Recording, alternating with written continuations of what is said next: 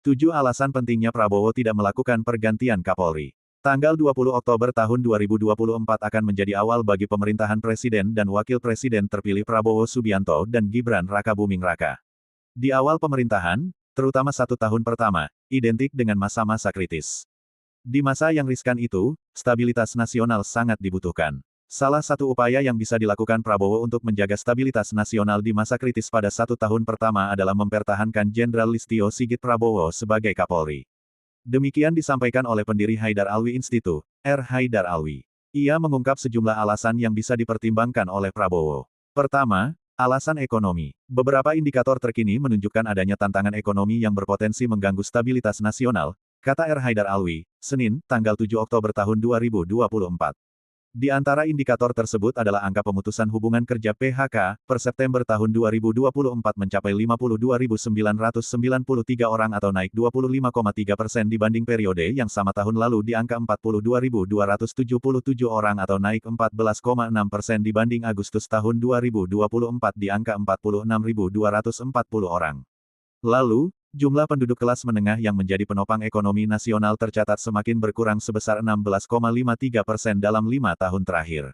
Dari 57,33 juta orang pada 2019 menjadi 47,85 juta orang pada 2024.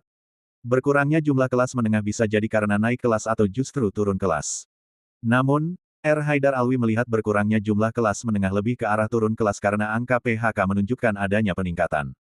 Kalau PHK tinggi dan masyarakat turun kelas, kemungkinan besar daya belinya juga turun drastis meskipun harga barang tergolong terjangkau. Dengan kata lain, masyarakat sudah tidak punya uang untuk belanja sekalipun harganya murah, jelas R. Haidar Alwi. Atas dasar itu, ia meyakini penurunan daya beli masyarakat berpengaruh signifikan terhadap deflasi yang menjadi indikator berikutnya. Indonesia mencatatkan deflasi 5 bulan berturut-turut sejak Mei hingga September tahun 2024 yang masing-masing 0,03%, 0,08%, 0,18%, 0,03%, dan 0,12%. Terakhir kali Indonesia mengalami deflasi 5 bulan berturut-turut yakni tahun 1999 silam. Kedua, alasan sosial. Data menunjukkan tingginya angka kejahatan akan menjadi ancaman serius bagi keamanan dan ketertiban di masyarakat, tutur R. Haidar Alwi. Kondisi perekonomian yang tidak baik-baik saja akan mendorong timbulnya masalah sosial yang kompleks dan multidimensi. Selain pengangguran dan kemiskinan, yang tidak kalah penting ialah kriminalitas. Berdasarkan data Pusat Informasi Kriminal Nasional, angka kriminalitas menunjukkan peningkatan sebesar 33,13%. Dari 326.804 kasus tahun 2022 menjadi 435.086 kasus tahun 2023. Global Organized Crime Index mencatat, Indonesia menempati peringkat ke-21 dalam daftar negara dengan tingkat kriminalitas tertinggi di dunia. Peningkatan angka kriminalitas tidak hanya terjadi di Indonesia, tapi juga di kawasan ASEAN, Asia, bahkan global.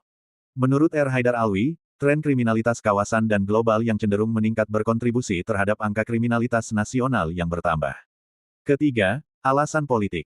Hanya beberapa pekan setelah pelantikan Presiden dan Wakil Presiden, ada agenda besar Pilkada serentak 2024. Pergantian pucuk pimpinan Polri dikhawatirkan berdampak pada efektivitas dan efisiensi Polri dalam mengamankan pesta demokrasi, ujar R. Haidar Alwi.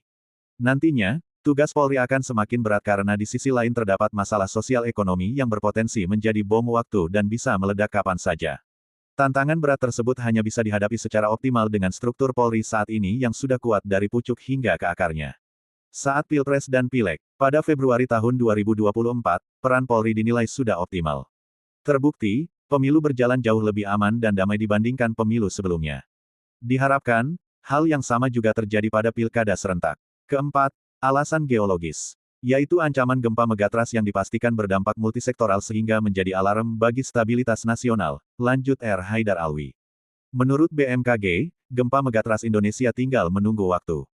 Tidak hanya berpotensi menyebabkan tsunami, kerusakan lebih luas dan lebih banyak korban jiwa maupun kehancuran infrastruktur. Akan tetapi juga gangguan ekonomi yang luar biasa, krisis kemanusiaan hingga pergeseran sosial dan politik. Kelima, alasan kinerja. Kinerja Polri yang sangat baik di bawah kepemimpinan Kapolri Jenderal Listio Sigit Prabowo tergambar dari adanya kesesuaian antara hasil survei internal Polri, lembaga survei nasional bahkan internasional, Imbu R. Haidar Alwi. Hasil survei Puslitbang Polri menunjukkan adanya kenaikan tingkat kepuasan masyarakat terhadap kinerja Polri sebesar 4,79%. Dari 80,98% pada tahun 2020 menjadi 85,77% pada tahun 2023. Hasil survei Litbang Kompas yang terkenal independen menunjukkan tingkat kepuasan masyarakat terhadap kinerja Polri tahun 2023 mencapai 87,8%. Lantas, pada pertengahan 2024, Polri menjadi lembaga penegak hukum dengan citra positif terbaik mengungguli Kejaksaan, Mahkamah Agung, Mahkamah Konstitusi dan Komisi Pemberantasan Korupsi. Sementara hasil riset lembaga internasional tahun 2023 menunjukkan bahwa Polri melakukan lompatan kinerja signifikan dengan naik 21 peringkat dibanding sebelumnya. Dari peringkat ke-84 menjadi peringkat ke-63. Riset ini digelar oleh International Police Science Association (IPSA), berkolaborasi dengan Institute for Economics and Peace (IEP). IPSA dan IEP mengukur kemampuan kepolisian suatu negara dalam menjaga keselamatan anggotanya maupun keamanan dan ketertiban masyarakat. Keenam, alasan inovasi dan terobosan. Dari gagasan Kapolri Jenderal Listio Sigit Prabowo tercipta legasi bagi kelompok rentan yang bermanfaat bagi masyarakat sekaligus bagi jajarannya, kata R. Haidar Alwi. Di antara inovasi dan terobosan yang dilakukan adalah pembentukan Direktorat Perlindungan Perempuan dan Anak (PPA), serta Pidana Perdagangan Orang.